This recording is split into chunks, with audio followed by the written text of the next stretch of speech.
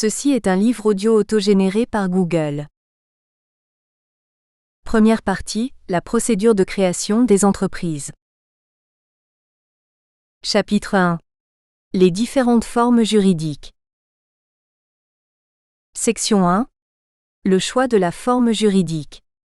Il faut se poser des questions par rapport au projet que l'on veut créer, ses ambitions et la constitution du capital à la création. Paragraphe 1. Comment créer une activité très réduite, ou avec un chiffre d'affaires important? Si vous anticipez une activité très réduite, les coûts de création et de fonctionnement d'une société ne sont peut-être pas justifiés et la simplicité de l'entreprise individuelle peut dans ce cas constituer un choix approprié. Paragraphe 2. Comment associer d'autres personnes au développement de votre activité? Si vous souhaitez, immédiatement ou dans un avenir proche, vous associer avec d'autres personnes pour développer votre activité, vous devez opter pour la création d'une société. L'entreprise individuelle n'est en effet pas une structure adaptée pour s'associer avec d'autres personnes. Elle doit être réservée à l'hypothèse d'un entrepreneur individuel qui souhaite exercer seul son activité, ce qui ne l'empêche toutefois pas d'employer des salariés. À l'inverse, avec une société, vous pouvez facilement, si vous le désirez, partager une partie du capital de la société avec d'autres personnes, qu'il s'agisse d'ailleurs de personnes physiques ou d'autres sociétés. Les nouveaux associés participeront alors financièrement aux résultats de l'entreprise en recevant une part des dividendes. Cette part est généralement proportionnelle à leur part dans le capital. Paragraphe 3. Est-ce que votre activité est susceptible de générer des pertes? Si votre entreprise peut générer des pertes, créer une société vous permettra de mieux protéger votre patrimoine personnel et celui de votre conjoint. Dans une société, le patrimoine de la société et le patrimoine des associés sont distincts et les créanciers de l'entreprise n'ont de recours que contre le patrimoine de la société. Dans une entreprise individuelle, le patrimoine de l'entreprise et le patrimoine de l'entrepreneur sont confondus et les créanciers de l'entreprise ont également un recours contre le patrimoine personnel de l'entrepreneur. Paragraphe 4. Est-ce que votre activité est susceptible de générer un bénéfice très important? Si vous anticipez la réalisation d'importants bénéfices, vous serez taxé de manière plus importante avec une entreprise individuelle qu'avec une société soumise à l'impôt sur les sociétés. En effet, les bénéfices de l'entreprise individuelle sont taxés au niveau de l'entrepreneur selon le barème progressif de l'impôt sur le revenu, dont le taux marginal est proche de 50%, alors que l'impôt sur les sociétés est au maximum de 33%. Section 2. La différence entre ces deux grands types de statuts. Dans l'entreprise individuelle, l'entreprise et l'entrepreneur ne forment qu'une seule et même personne. Principal avantage, sa simplicité de constitution et de fonctionnement. Principal inconvénient, la responsabilité illimitée de l'entrepreneur, patrimoine personnel et professionnel étant juridiquement confondus. Cependant, cet inconvénient est désormais atténué par la possibilité de protéger son habitation principale en établissant, devant notaire, une déclaration d'insaisissabilité. L'entreprise individuelle est une des formes juridiques les plus utilisées. Elle représente environ 55% du parc des entreprises. Si le porteur de projet décide au contraire de constituer une société, il donne alors naissance à une nouvelle personne, totalement distincte, que l'on nomme personne morale. Principal avantage, le patrimoine du créateur est en principe protégé en cas de coup dur, les créanciers de l'entreprise ne pouvant saisir que ce qui appartient à cette dernière. Principal inconvénient, il n'agit pas en son nom mais au nom et pour le compte d'une autre personne, l'entreprise. Il faut donc y mettre les formes, rendre des comptes et veiller à ne pas utiliser les biens de l'entreprise comme s'il s'agissait des siens. Comment choisir entre différents types de sociétés? Chapitre 2. Un tableau comparatif des différentes formes juridiques. Section 1. L'entreprise individuelle. Elle se compose uniquement de l'entrepreneur individuel. Celui-ci peut, bien évidemment, embaucher des salariés. Il n'y a pas de notion de capital social, l'entreprise et l'entrepreneur ne formant juridiquement qu'une seule et même personne. L'entrepreneur individuel est seul responsable sur l'ensemble de ses biens personnels. Son habitation principale pourra éventuellement être protégée à compter de janvier 2004 en effectuant une déclaration d'insaisissabilité devant notaire. Il n'y a pas d'imposition au niveau de l'entreprise. Le chef d'entreprise est imposé directement au titre de l'impôt sur le revenu, dans la catégorie correspondant à l'activité de l'entreprise. Section 2. L'EURL. Un seul associé, personne physique ou morale à l'exception d'une autre EURL. Le capital social est librement fixé par l'associé, pas de minimum obligatoire.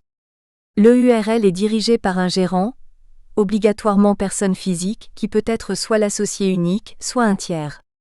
La responsabilité de l'associé est limitée au montant de ses apports, sauf s'il a commis des fautes de gestion ou accordé des cautions à titre personnel. Il n'y a pas d'imposition au niveau de la société. L'associé unique est imposé directement au titre de l'impôt sur le revenu. L'EURL peut cependant opter pour l'impôt sur les sociétés. Le gérant prend les décisions, mais il est toutefois possible de limiter ses pouvoirs s'il n'est pas l'associé unique. Section 3. La SARL. 2 associés minimum sans maximum, personne physique ou morale. Le capital social est librement fixé par les associés, sans minimum obligatoire. La SARL est dirigée par un ou plusieurs gérants S, obligatoirement personne S, physique S. Le gérant peut être soit l'un des associés soit un tiers. La responsabilité des associés est limitée au montant de leurs apports, sauf s'ils ont commis des fautes de gestion ou accordé des cautions à titre personnel. Les bénéfices sont soumis à l'impôt sur les sociétés.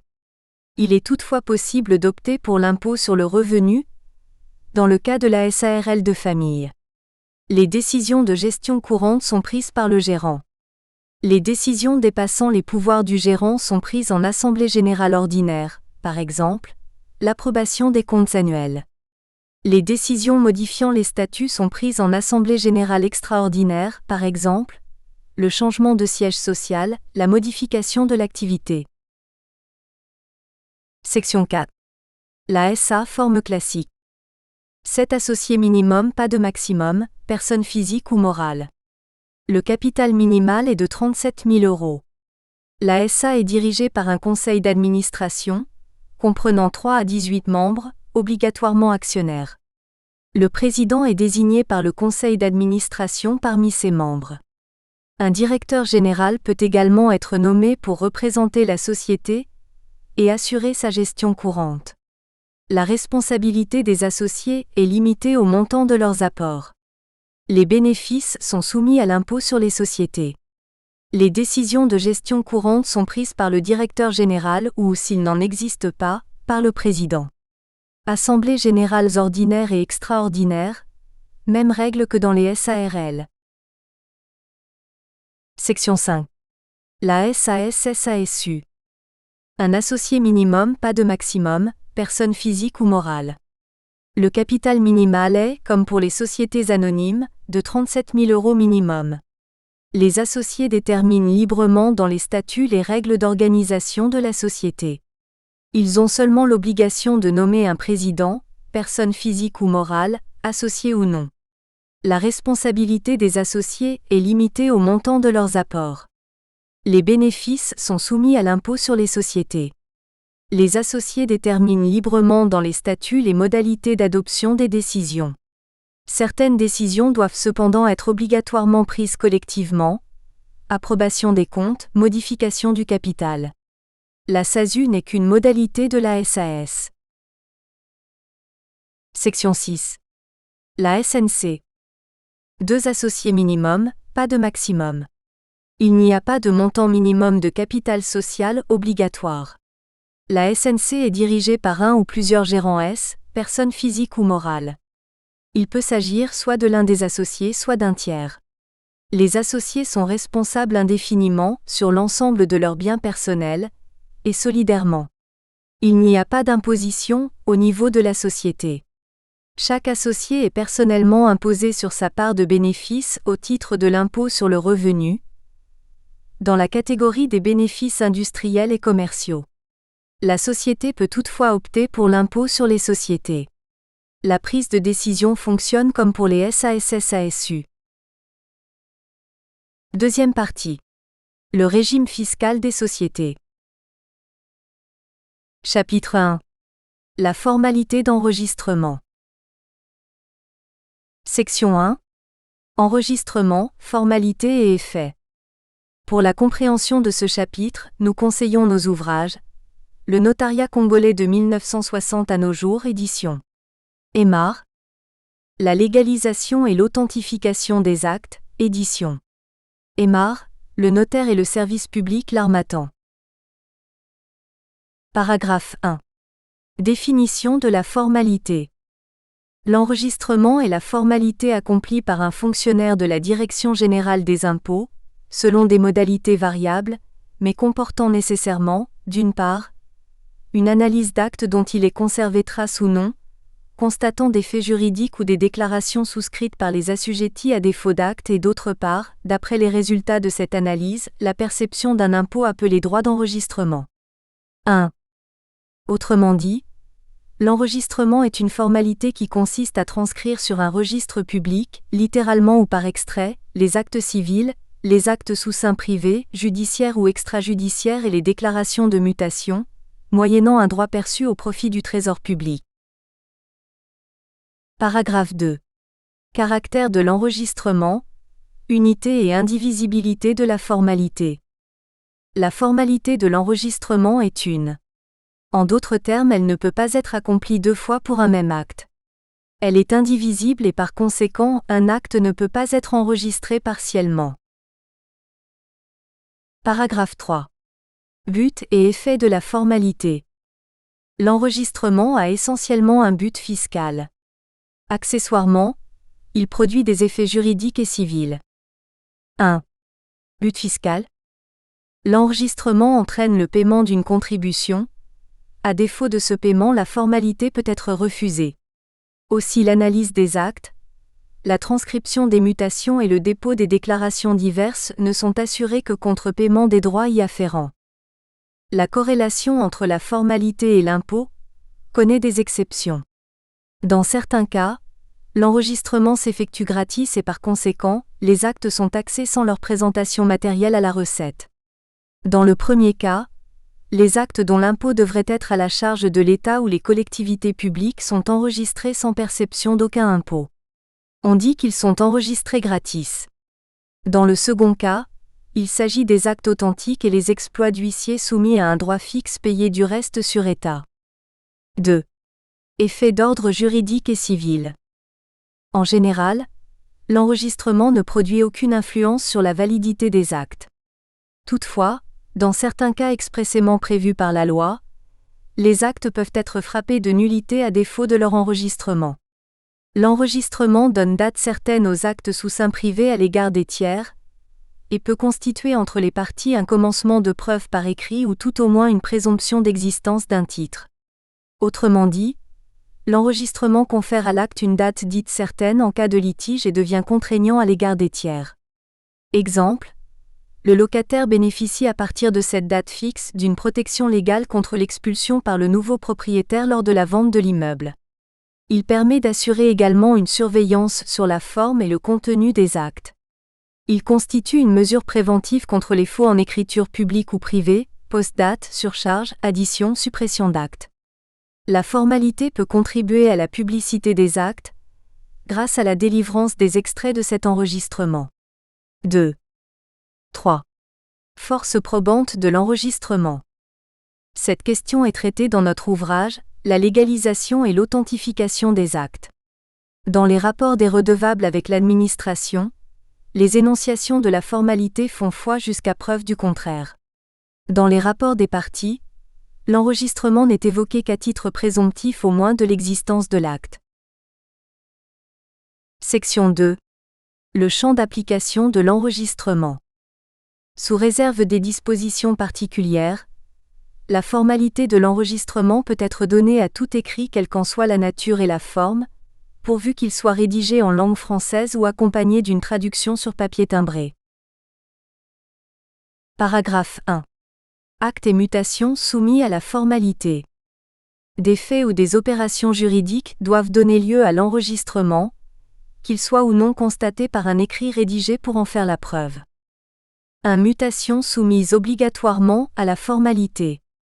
Au Congo, au Cameroun, au Gabon et au Bénin, certaines mutations sont soumises obligatoirement à la formalité dans un délai déterminé et ce indépendamment de l'existence de l'écrit les constatant. Sont visées les mutations verbales de jouissance ou location d'immeubles, de fonds de commerce ou de clientèle, les mutations par décès ou des successions quelle que soit la nature du bien transmis, ainsi que les mutations par suite de déclaration d'absence. 2. Actes obligatoirement soumis à la formalité d'enregistrement. Ce sont les articles 209 à 267 du CGI, T2 du Congo qui énumèrent ces actes.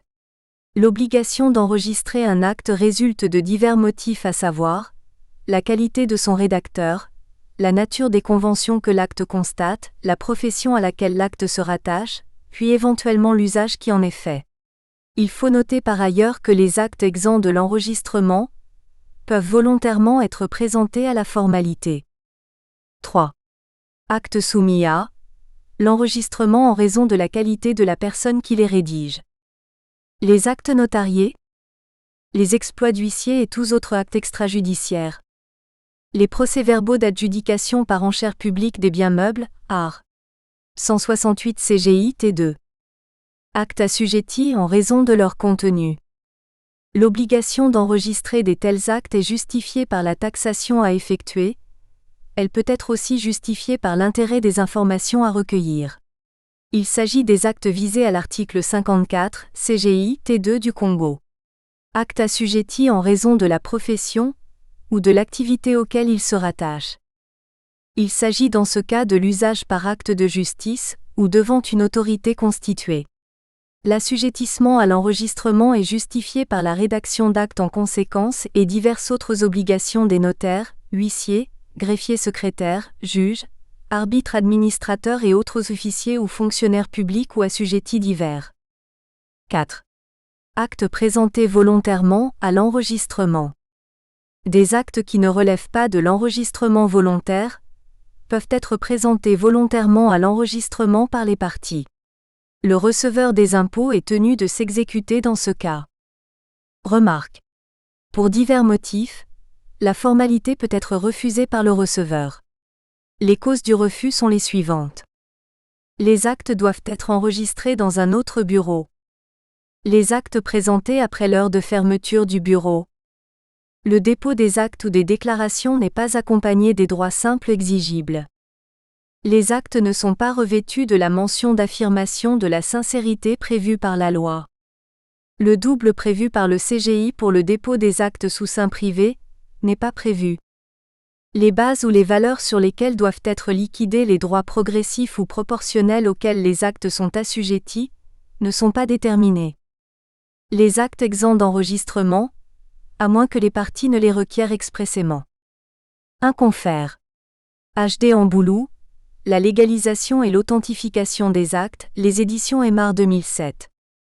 2 confère. HD Amboulou, le notaire et le service public l'Harmattan 2007. Chapitre 2. Classification des droits d'enregistrement. Les droits d'enregistrement sont fixes, proportionnels ou progressifs suivant la nature des actes et mutations qui sont assujettis. Au niveau des droits proportionnels ou progressifs se pose un problème de règles d'assiette et de liquidation. Section 1. Les droits fixes. Les droits fixes sont ceux qui s'appliquent aux actes et déclarations soumis à une déclaration fixe.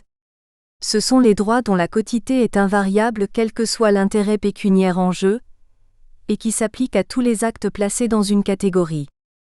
Le domaine des droits fixes correspond d'une part à des actes ainsi tarifiés par les textes, et d'autre part aux actes énommés. Au Congo, l'article 209 du CGI, T2 précise le champ d'application des droits fixes. Le montant des droits fixes varie entre un minimum de 10 000 farad et un maximum de 100 000 farad. Ces montants sont déterminés par les articles 209 à 211 et 237 du CGI, T2. Le montant du droit fixe le plus fréquent, appelé droit fixe des actes innommés, est actuellement de 10 000 farad. Section 2. Les droits proportionnels. Ce sont ceux perçus en pourcentage constant de l'enregistrement qui font l'objet des actes et mutations. Ce sont des droits perçus au taux %. Ils sont assis sur les valeurs. Leur base doit être chiffrée. Au Congo, les articles 212 à 267 du CGI, T2 déterminent le champ d'application des droits proportionnels et des droits progressifs. Section 3. Les droits progressifs. Ce sont des droits gradués. Leurs tarifs s'élèvent au fur et à mesure par tranche par rapport à l'accroissement des valeurs auxquelles ils s'appliquent sur les mutations portant généralement sur l'ensemble des biens. Mutations gratuites entre vifs et les mutations par décès. Le champ d'application des droits progressifs est celui prévu par les articles 243, 259 et 260 du CGI, T2 du Congo. Remarque. Les droits fixes ne se cumulent pas entre eux ni avec les droits d'autre nature. Chapitre 3.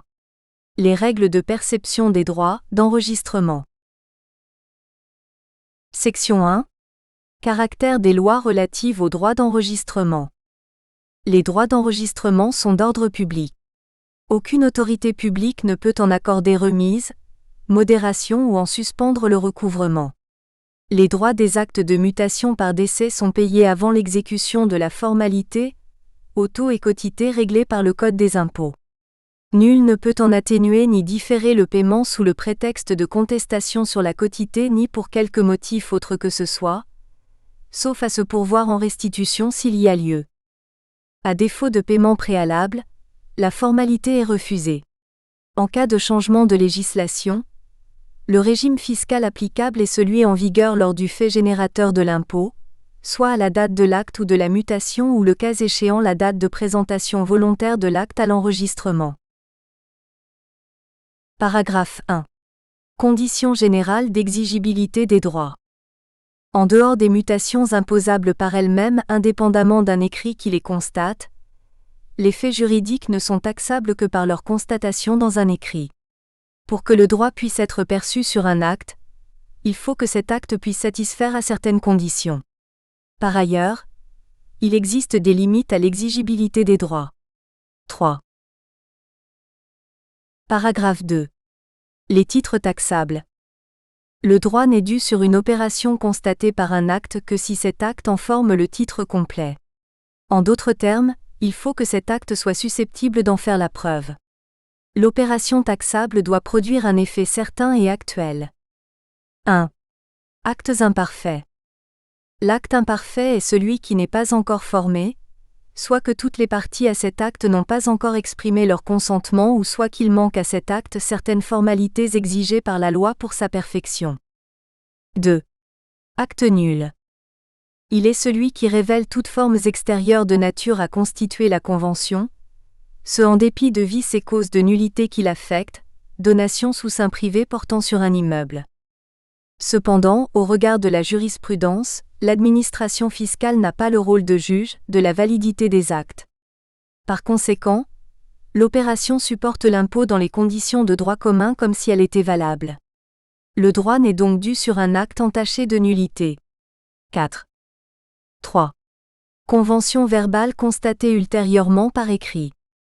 Un écrit postérieur peut former le titre d'un acte ou contrat verbal, dont l'objet a été déjà réalisé. L'impôt applicable à l'opération est exigible s'il n'en avait pas déjà été perçu.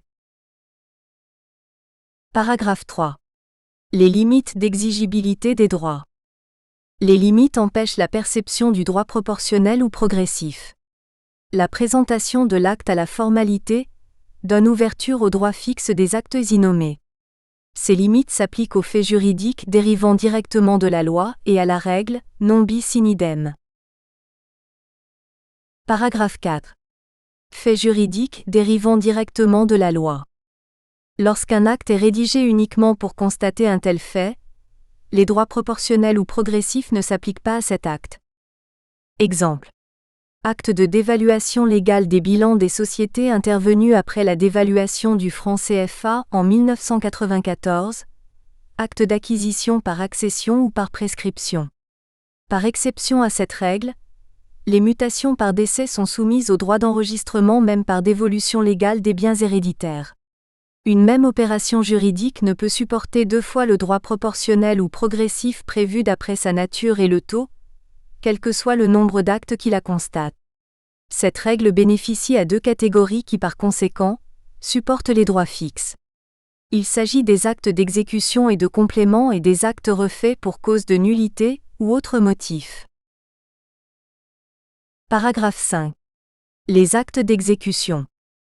Les actes d'exécution constatent une conséquence nécessaire d'un acte déjà enregistré, acte constatant la livraison d'un bien vendu par acte antérieur tel que le fonds de commerce. Les actes de complément apportent un élément nouveau se rattachant à un acte initial comme accessoire au principal, acte rectifiant une erreur ou acte modifiant une disposition antérieure. 5. Paragraphe 6. Les actes refaits pour cause de nullité ou autre motif. Pour bénéficier de l'application du droit fixe, ces actes ne doivent apporter aucun changement par rapport au premier acte enregistré. Ils ne doivent donc rien ajouter aux objets de convention ou à leur valeur. Section 2. Acte renfermant plusieurs dispositions. En général, un acte renferme plusieurs dispositions qui peuvent être dépendantes ou indépendantes. Le régime fiscal diffère selon les cas. Paragraphe 1. Théorie des dispositions dépendantes et indépendantes. Les dispositions d'un acte sont dépendantes lorsqu'il est impossible de scinder l'acte sans dénaturer le contrat. Exemple. Les mutations réciproques dans un échange. Paragraphe 2. Régime fiscal des dispositions dépendantes. Lorsqu'un acte renferme des dispositions dépendantes, une seule est taxée. Et c'est celle qui donne lieu au tarif le plus élevé, ou c'est la disposition principale au cas où les tarifs applicables sont de nature différente. Les dispositions indépendantes. Les dispositions d'un acte sont indépendantes lorsqu'elles sont telles qu'elles pourraient constituer des contrats distincts. Exemple. Disposition d'un acte portant les ventes concomitantes de divers biens. Disposition d'un acte constant la cession d'un fonds de commerce et le bail commercial. Lorsque les dispositions d'un acte sont indépendantes, chacune d'elles est taxée sauf à ne pas percevoir cumulativement les droits fixes. Dès lors, 3 cas sont envisagés. Toutes les dispositions indépendantes de l'acte relèvent du droit fixe. Ceci entraîne la perception d'un seul droit fixe le plus élevé, en vertu du principe de non-cumul des droits fixes entre eux ou avec des droits d'autre nature. Toutes les dispositions de l'acte relèvent du droit proportionnel ou du droit progressif, toutes sont taxées, c'est-à-dire les différents droits sont totalisés, en vertu du principe de la pluralité des droits ou du cumul des perceptions. Certaines dispositions sont soumises à des droits proportionnels ou progressifs et d'autres aux droits fixes, les droits fixes ne sont pas perçus. Sauf comme minimum de perception au cas où leur montant est supérieur à celui des autres droits, proportionnels ou progressifs, réunis. Section 3. Conventions affectées d'une modalité. Le droit prévu pour une opération déterminée ne peut être perçu que si cette opération produit des effets certains et actuels. Un acte peut être pur et simple ou affecté d'une condition.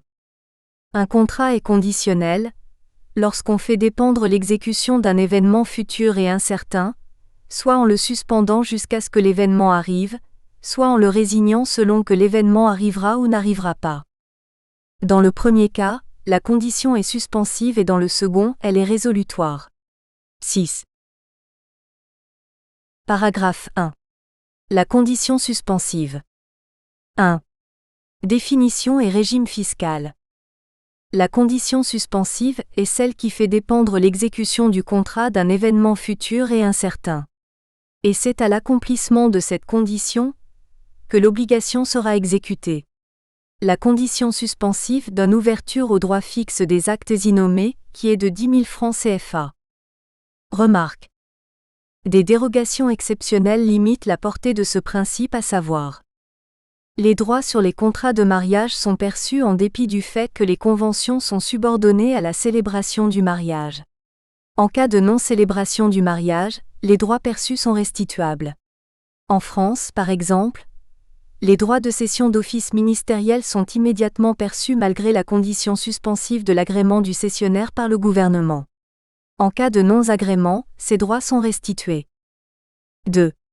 Défaillance de la condition.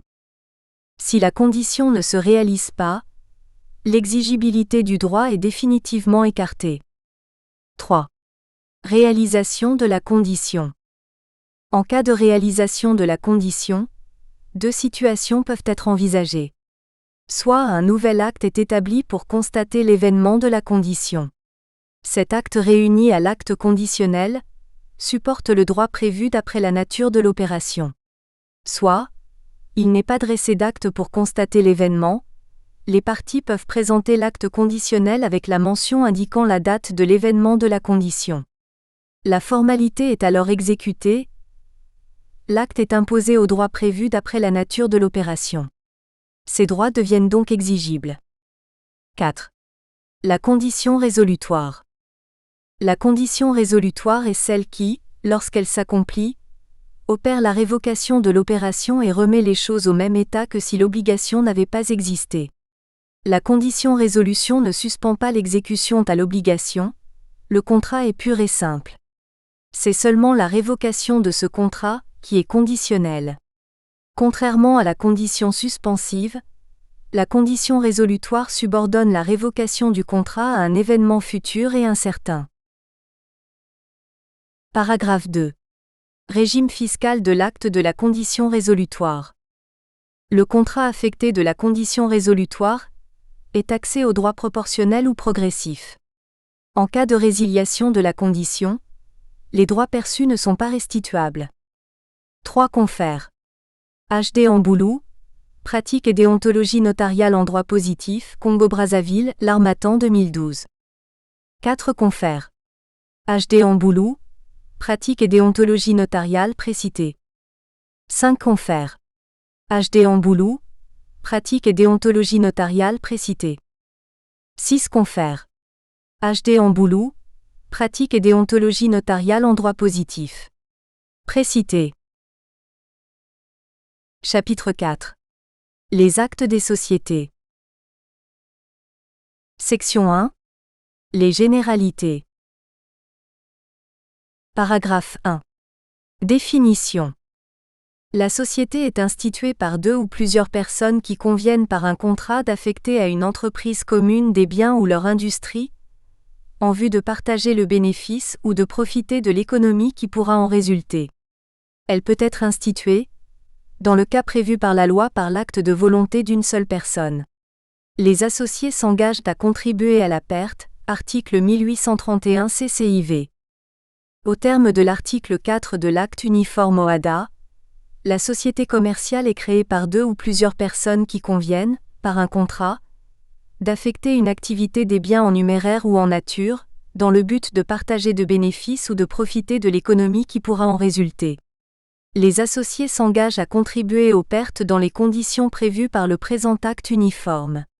La société commerciale peut être créée, dans les cas prévus par l'acte OHADA, par une seule personne, dénommée associé unique par un acte écrit. La société unipersonnelle ainsi consacrée ne peut être qu'une SARL ou une SA7. Paragraphe 2. L'acte constitutif ou statut des sociétés. Toute société doit avoir un objet licite et être créée dans l'intérêt commun des associés. En règle générale, la constitution de nos sociétés entraîne la rédaction d'un acte dénommé le statut.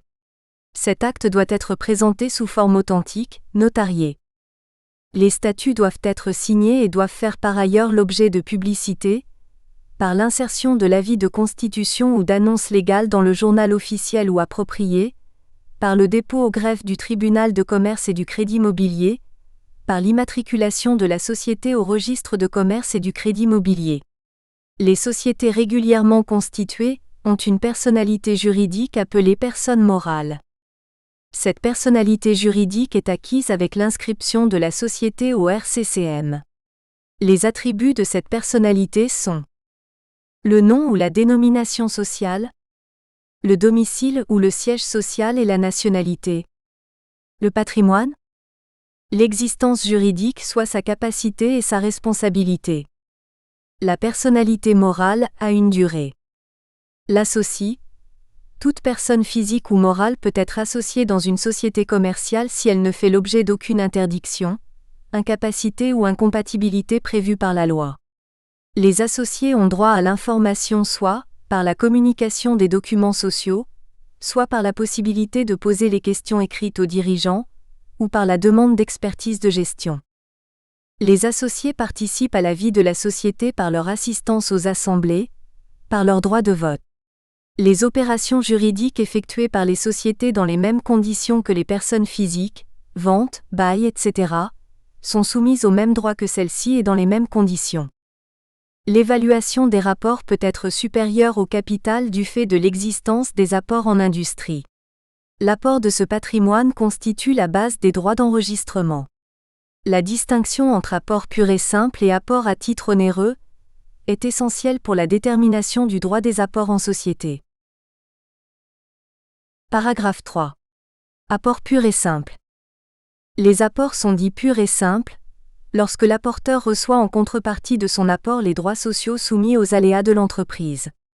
Le terme part sociale est employé pour désigner les titres de société des personnes et des sociétés à responsabilité limitée, SARL. Le mot action s'applique au titre des sociétés des capitaux par action, des sociétés anonymes et des sociétés en commandite par action. 8. 1. Tarifs et assiettes. Tarifs. Les actes de formation des sociétés qui ne contiennent pas transmission de biens meubles ou immeubles entre les associés ou autres personnes sont assujettis à un droit dit droit d'apport.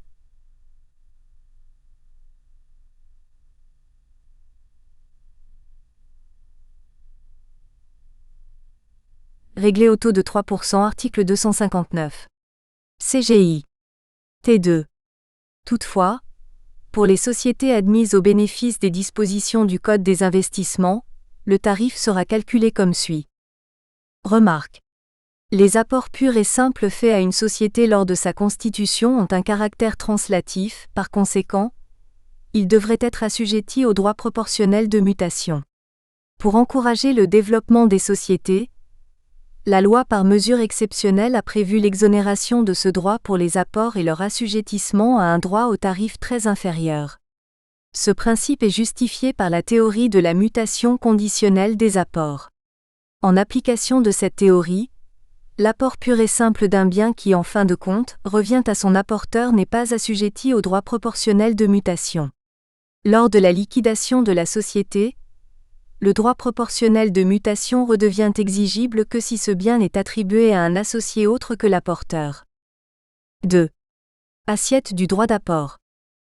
2.1. Valeur nette des apports. L'assiette du droit d'apport est la valeur nette des apports à la date de constitution des sociétés. Cette valeur est déterminée suivant les règles applicables en matière de mutation, à titre onéreux. Pour les apports en propriété, la base imposable est constituée par la valeur vénale des biens apportés. Pour les apports en jouissance, l'assiette du droit est constituée par la valeur locative des biens apportés. 2.2. Prix exprime plus charge. La valeur taxable des apports en propriété est le prix exprimé augmenté des charges, c'est-à-dire les frais. En règle générale, l'évaluation des apports pour la perception des droits est établie par les indications de l'acte des sociétés. En d'autres termes, les apports sont évalués avant la convention des sociétés ou l'établissement des actes. De ce fait, l'assiette des droits est constituée par le montant du capital social intégralement libéré ou souscrit. L'évaluation peut être supérieure au capital social, notamment lorsqu'il existe des apports en industrie eux-mêmes évalués. Dans ce cas, c'est la valeur globale effective des apports supérieure au capital social qui sert de base au calcul des droits. En toute hypothèse, l'administration fiscale peut établir l'insuffisance de l'évaluation des apports pour taxer leur valeur vénale. Elle peut aussi établir les dissimulations. Paragraphe 4. Conditions d'exigibilité des droits d'apport. Pour que le droit des apports soit exigible, il faut qu'il ait apport pur et simple à une véritable société constatée par un écrit. Nature des biens apportés. Le droit des apports s'applique quelle que soit la nature et l'origine des biens apportés pourvu que les biens soient évalués en argent, ou susceptibles de l'être. Le droit d'apport est exigible même dans le cas où les biens apportés sont des biens étrangers. Il suffit que l'acte qui les constate soit passé dans un pays membre de l'OHADA. Le droit des apports est établi non seulement sur les apports effectifs, mais aussi sur les promesses d'apport, de sorte que dans les sociétés par actions, le droit d'apport porte sur l'intégralité du capital souscrit, même si seulement une partie du capital est immédiatement appelée. 9. Nécessité véritable société. Pour que le droit d'apport s'applique, il faut que les apports soient faits à des sociétés régulièrement constituées en conformité avec les dispositions de l'acte uniforme de l'OHADA. Il faut qu'il ait affectation à une société des biens, en vue de réaliser le bénéfice et de le partager. Section 2. Les apports à titre onéreux. Paragraphe 1. Présentation et tarifs applicables. Les apports sont dits à titre onéreux lorsqu'ils sont rémunérés au moyen d'un équivalent à fournir par la société, lequel équivalent est soustrait aux risques sociaux. En d'autres termes, l'apport est à titre onéreux lorsque l'apporteur reçoit en contrepartie pouvant consister en espèces dans la prise en charge par la société d'un passif de l'apporteur. Elle peut aussi consister en obligations émises par la société ou dans la prise en charge par la société d'acquitter des dettes incombant à l'apporteur. Fiscalement, l'apport à titre onéreux s'analyse à une véritable vente consentie par l'apporteur du bien à la société. Il est par conséquent soumis au régime des mutations à titre onéreux, et ce d'après la nature des biens qui en font l'objet. La quotité des droits applicables est déterminée comme s'il s'agissait d'une vente ordinaire des biens apportés. Si les biens apportés sont des immeubles, le droit de mutation immobilier à titre onéreux s'applique. Ce droit est augmenté des taxes additionnelles. Si les biens apportés sont des meubles, dont la transmission de gré à gré n'est pas soumise à un droit fixe qui n'est d'ailleurs pas perçu en raison du fait que ce droit sera inférieur au droit proportionnel dû par ailleurs sur les apports purs et simples et sur les apports à titre onéreux. En effet, l'acte constitutif des sociétés constate en général différents apports pouvant relever les uns de droits fixes, les autres des droits proportionnels ou progressifs. L'apport à titre onéreux des marchandises ne dépendant pas d'un fonds de commerce apporté à la société est soumis au régime de vente d'un meuble ordinaire. Par contre, l'apport à titre onéreux des marchandises dépendant d'un fonds de commerce, lui-même apporté à la société à titre onéreux est soumis au droit de cession du fonds de commerce, droit réglé au taux de 10%. Si les marchandises ainsi apportées font l'objet d'un prix particulier et d'une estimation détaillée article par article, dans un état déposé en triple exemplaire, le taux de droit exigible sera réduit à 5%. Si un apport à titre onéreux comprend à la fois des meubles et des immeubles, les objets mobiliers doivent faire l'objet d'un prix particulier et d'une estimation article par article. À défaut, le tarif immobilier est applicable à l'ensemble de l'apport. Si l'apport à titre onéreux a pour objet un droit de jouissance, le droit exigible sur cet apport sera le droit de mutation en jouissance, bail. Paragraphe 2. Assiette des droits de mutation des apports à titre onéreux. Les droits de mutation à titre onéreux des apports sont perçus sur le prix de l'apport augmenté le cas échéant des charges, ou sur la valeur vénale des biens apportés, si elle est supérieure au prix exprimé augmenté des charges. Si le prix consiste en obligations émises par la société, l'assiette des droits sera constituée par la valeur de remboursement des obligations de celle-ci et non par leur valeur d'émission. Si le prix consiste dans le paiement du passif, le droit est exigible sur le montant de ce passif. Section 3. Les apports mixtes. Les apports peuvent être en partie à titre pur et simple et en partie à titre onéreux. Pour la partie à titre pur et simple, l'apporteur reçoit les droits sociaux. Et pour la partie à titre onéreux, la société paye la contrepartie à l'apporteur ou à son créancier. En particulier, l'apport d'un fonds de commerce composant l'actif et le passif entraîne l'obligation pour la société de payer un prix en retour de l'apport. Le montant de ce prix correspond à celui du passif incombant personnellement à l'apporteur. À concurrence de ce montant de ce passif, l'apport est à titre onéreux et supporte le droit de mutation correspondant. À concurrence de l'excédent d'actifs, l'apport est pur et simple et soumis au droit d'apport. Imputation du passif.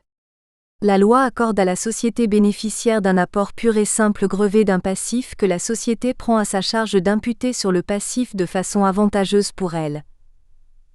11. Les droits de mutation dus sur apport à titre onéreux sont en général supérieurs aux droits d'apport pur et simple. Le calcul des droits se fait sur la valeur des apports, déduction faite des dettes.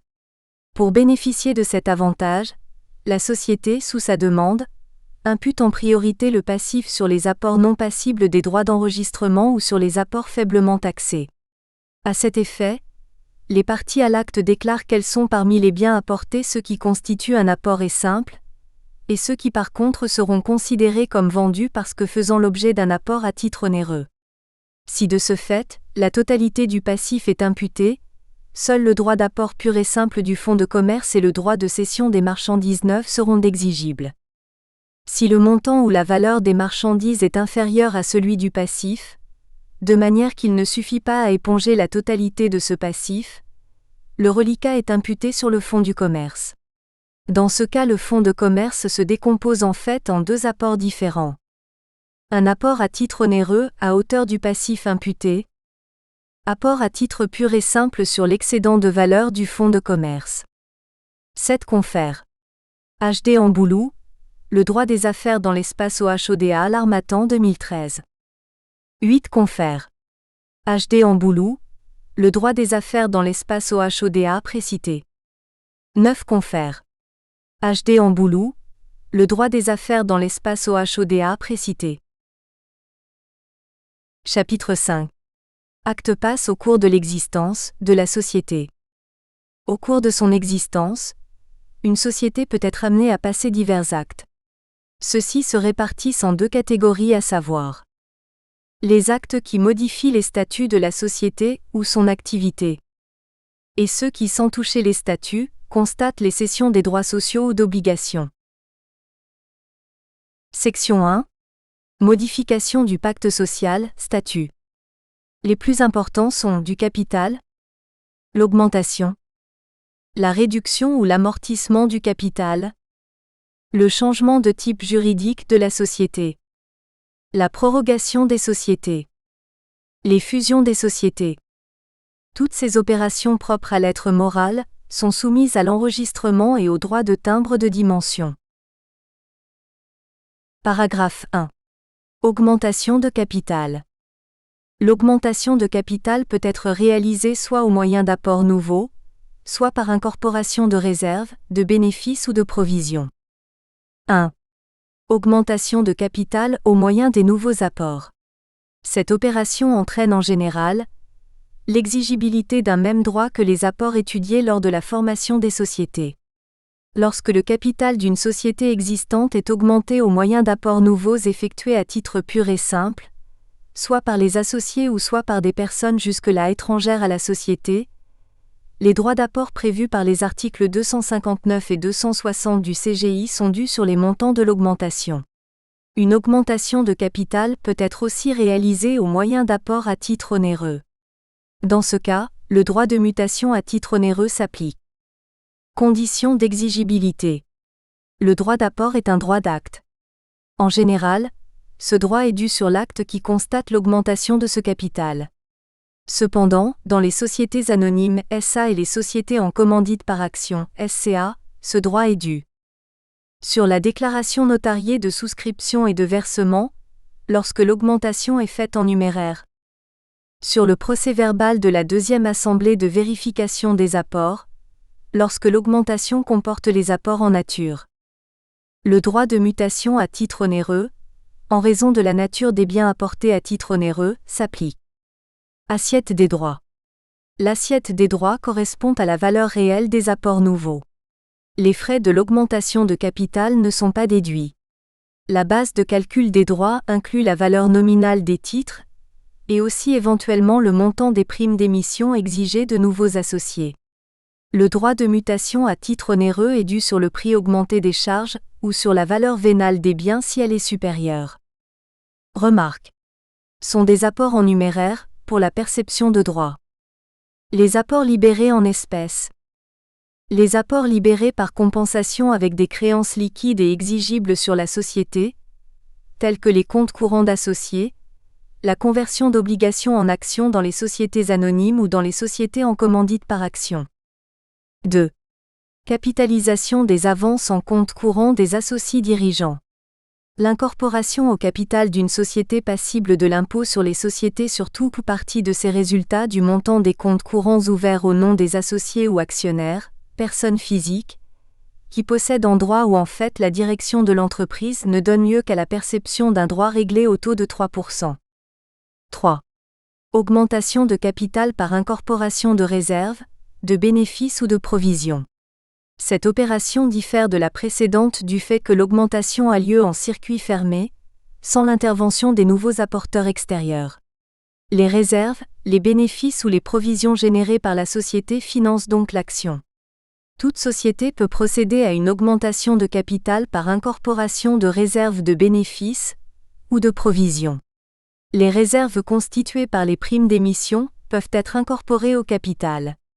Les réserves peuvent aussi être constituées par les primes de fusion, c'est-à-dire l'excès de l'actif net apporté par une société absorbée, sur le montant nominal des actions ou des parts remises en représentation de cet apport. Tarifs et assiette des droits. L'augmentation de capital au moyen d'incorporation de réserves de bénéfices ou de provisions de toute nature est passible d'un droit d'enregistrement liquidé au taux de 5%. Ce droit est établi sur le montant capitalisé de la réserve des bénéfices ou de la provision, article 262 CGI. Ce taux est passé à 10% lorsqu'il s'applique aux actes de fusion des sociétés. Pour ces derniers, le droit proportionnel d'apport en société n'est perçu que sur la partie de l'actif apporté par la ou des sociétés fusionnées qui excède le capital appelé et non remboursé de ces sociétés. Paragraphe 2. Réduction du capital social et amortissement du capital social. 1. Réduction du capital social. La réduction du capital d'une société est la diminution de ce capital opposable aux créanciers postérieurs. Elle peut avoir deux objectifs. Compenser les pertes subies par la société ou la dépréciation de son actif. Financer une distribution au profit des associés. La réduction du capital social peut s'effectuer de trois manières. 2. Réduction de capital en vue de compenser les pertes. Dans ce cas, l'opération ne s'accompagne d'aucun remboursement aux associés. Diminution de la valeur nominale des actions. Le droit d'enregistrement exigible sur une telle opération est le droit fixe d'actes innommés. Le montant de ce droit est actuellement de 10 000 farads. 3. Réduction de capital social entraînant distribution ou remboursement en numéraire aux associés. L'opération s'analyse en un partage partiel de la société. L'acte qui le constate supporte le droit de partage. Ce droit est réglé au taux de 1%. Ce droit a pour base le montant de la réduction du capital. Pour qu'il s'applique, les parties prenantes doivent être suffisamment désignées soit nommément soit par le numéro de leur titre. À défaut, l'opération peut être considérée comme seulement préparatoire au partage. Dans ce cas, le droit fixe s'applique. 4. Réduction avec attribution des biens sociaux aux associés. Les règles prévues en cas de partage de la société s'appliquent. Amortissement du capital social. L'amortissement du capital social consiste dans le remboursement total ou partiel des apports aux associés, au moyen des bénéfices ou des réserves disponibles à l'exception de la réserve légale. Ces titres sont échangés contre les actions de jouissance sans valeur nominale propre. L'amortissement de capital n'entraîne aucune modification au statut, ni au bilan. Il est différent de la réduction du capital à l'égard des tiers. Il n'entraîne pas de diminution de capital. Paragraphe 3. Changement de type juridique de la société et prorogation des sociétés. 1. Changement de forme juridique des sociétés. La transformation d'une société correspond à un changement de sa forme juridique. Une SARL se transforme en une SA, une société de personnes devient une société de capitaux. Un tel changement peut ne pas donner naissance à un être moral, ou bien entraîne la création d'une société nouvelle. Dans l'un ou l'autre cas, les conséquences au regard de la perception des droits d'enregistrement ne sont pas les mêmes. 14. 2. La transformation laissant subsister la société. La transformation régulière d'une société en une société d'une autre forme n'entraîne pas la naissance d'un être moral nouveau. Il en est de même de la prorogation ou de toute autre modification entraînée par les statuts.